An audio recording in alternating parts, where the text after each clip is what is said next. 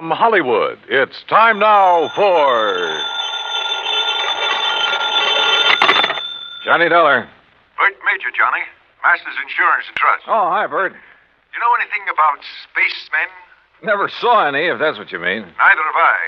But I know somebody who thinks he's been contacted by them. Oh, sure. I have some whimsical friends, too. Not funny, Johnny.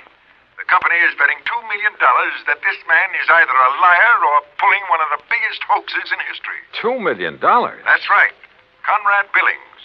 Ever hear of him? Billings, Texas Oil, one of the richest men in the country? Right. Presently of California, where he's holed up in an isolated mountaintop lodge, minus a $2 million collection of diamonds he took up there with him. And you insured them? Yes, but not against ordinary theft. What does that mean? Those stones were insured against theft by persons or things unknown on this earth. What? That's right. Holy. You're serious, aren't you? You bet I'm serious. Okay, Bert, I'll see you at your office.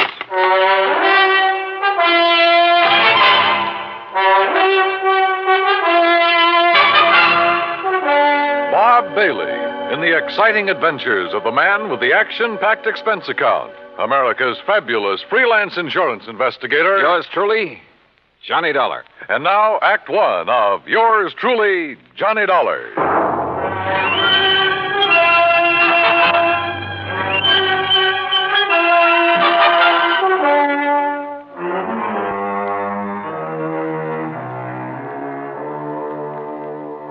Expense account submitted by Special Investigator Johnny Dollar. To the Home Office, Masters Insurance and Trust Company, Hartford, Connecticut. Following is an account of expenses incurred during my investigation of the Diamond Dilemma matter.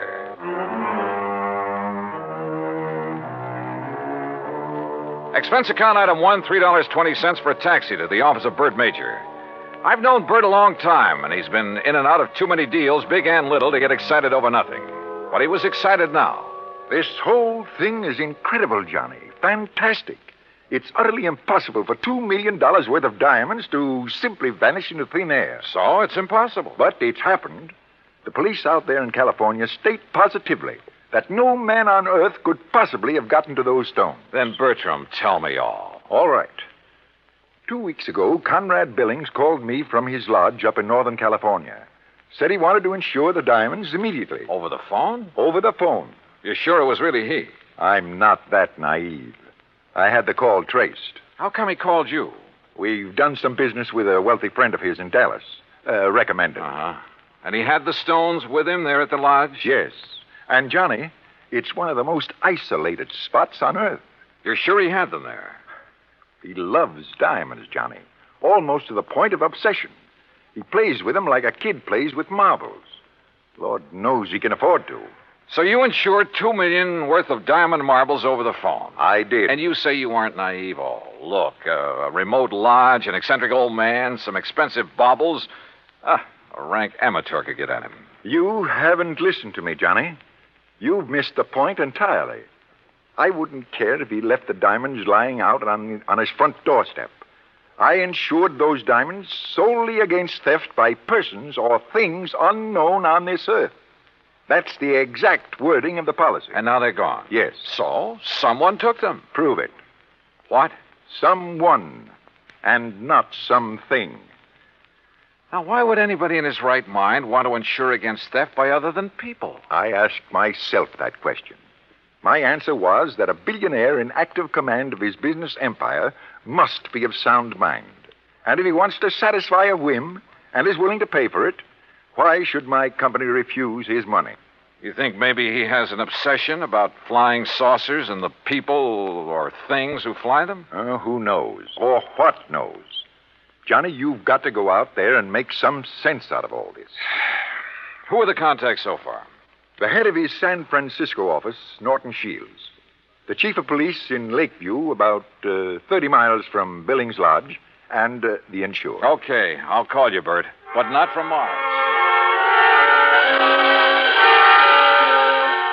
Expense account item 2, $280, deluxe flight with trimmings, Hartford to San Francisco. A pea soup fog was rolling up Market Street, and it was 2 a.m. when I finally got to the office of Billings Enterprises and met Norton Shields. He was wide awake, sharp, about 35. Yes, Mr. Dollar, I've been in charge of Billings' West Coast operation for 10 years with time out for Korea. Pretty young for such a responsibility. Billings hired me because I know the oil business. I learned it young. Uh-huh. You like him? You don't have to like a man just because you work for him. He's shrewd and knows how to make money. But he has foibles. Yes, he has foibles. Diamonds. Have you ever seen them? Sure. Where? Oh, here in the office, at the lodge where he is now, at his home.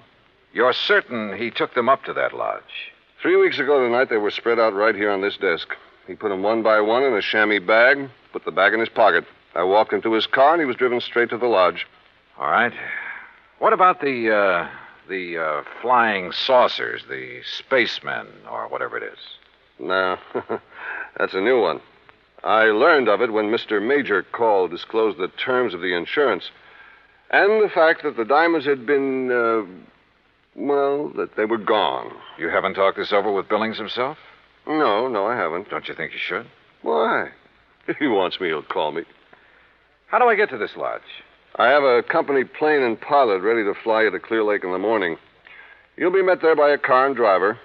Anything else you want, call me. Why all the cooperation when you're not even supposed to know what's going on? A good lieutenant knows when to follow orders before they're issued. You're registered at the Mark Hopkins. You better get some sleep. Yeah, I may need it.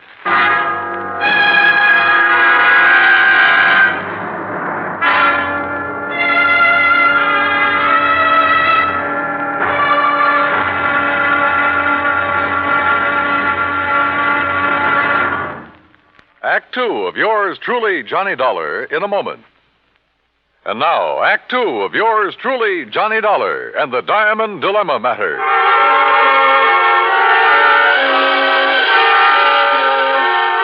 The company plane turned out to be a plush two-engine amphibian waiting for me at a private dock near the Golden Gate Bridge. The pilot introduced himself, and we headed due north up San Pablo Bay and then northwest past the Valley of the Moon. Then, a few minutes later, we glided in for a landing on Clear Lake, the largest body of water in the state of California. There, I was met by a car and a driver as promised.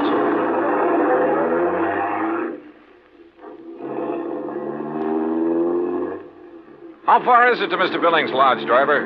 About 30 miles. What do you do when Mr. Billings isn't here? Wait for him. Do you, live at the lodge? Nobody does. Just Mr. Billings. No caretakers, housekeepers, anything like that? Just Mr. Billings. Well, surely there must be someone to look after. Mister, I'm hired to drive a car. I do it. And that's all. The car twisted and turned through some lush country, then left the highway and climbed a narrow mountain road with signs every couple of hundred yards marked private in big letters. After several miles of this, during which we passed through a couple of gates that had to be opened manually, we came to a high steel wire gate with equally high fencing stretching out in either direction. A small redwood blockhouse squatted inside. The driver made a U-turn, stopped in front of this gate, then reached around and opened the door.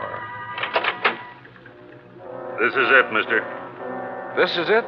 Yep. Okay, if you say so. But if this is a millionaire's idea... Hey, wait a minute! Huh. Well, if this really is the place, I may as well get... Can't you read? You touch that gate and you'll be electrocuted. What? Your name, Dollar? That's right. Who are you and what's the idea? Speak up. Where were you at exactly 2 o'clock yesterday afternoon? Well, if it means anything to you, I was talking with a man named Bert Major in Hartford, Connecticut. Come in. The big gate swung open, and I gingerly walked through it, as per instruction from the loudspeaker nestled in the wall of the redwood blockhouse. You drive, don't you? Yes. Then get in that car you see there and follow the road.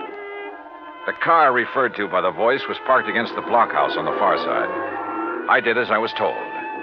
After a while, the road narrowed to a single track and continued on up the mountain. At one point, there was a solid granite overhang, a sheer drop of 1,000 feet or more, and another gate that opened as I approached it and closed behind me. Finally, I rounded a turn where a fill had been made, and a moment later came out on top.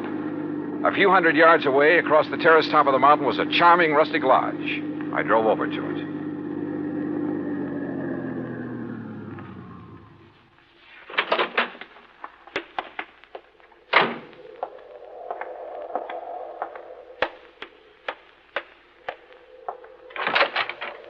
Good morning, Mr. Dollar. Mr. Billings? Come in.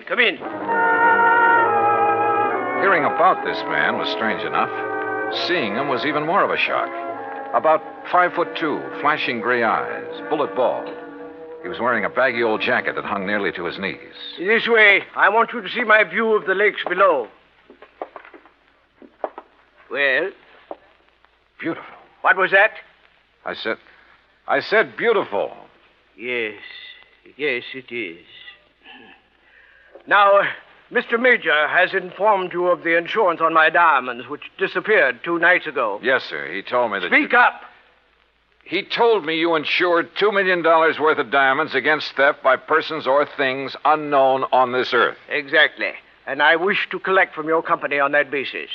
Well, Tell me, where did you keep them? Right here on this table in front of the window, right here. You mean to say you didn't lock up such valuable property? Mr. Dollar, let me show you something. Look here, on my control panel. Do you recall the series of gates you passed through after leaving the main road? Yeah, very well. Well, by means of my electronic devices, I followed your progress every inch of the way. Well, I'll be darned. I watched your arrival at the main gate on this video screen. Ingenious, eh? That's putting it mildly. What did you say? I say that's putting it mildly. Yes. As I'm sure you noticed, this mountaintop is completely encircled by a 12-foot electrified fence. Between it and the inner fence is a maze of photoelectric cells. This panel controls floodlights with which I can cover every inch of ground between the two fences. These viewers are geared to the floodlights. All of this equipment is automatically activated on contact. In short, Mr. Dollar, I can detect and follow any person or thing which moves through or between these two fences. Anyone who knows electricity could cut your fences and come right on up the road. I did not say this mountaintop was impregnable. I said no one could reach it without my knowledge. Why did you take out such limited insurance on your diamonds, Mr. Billings?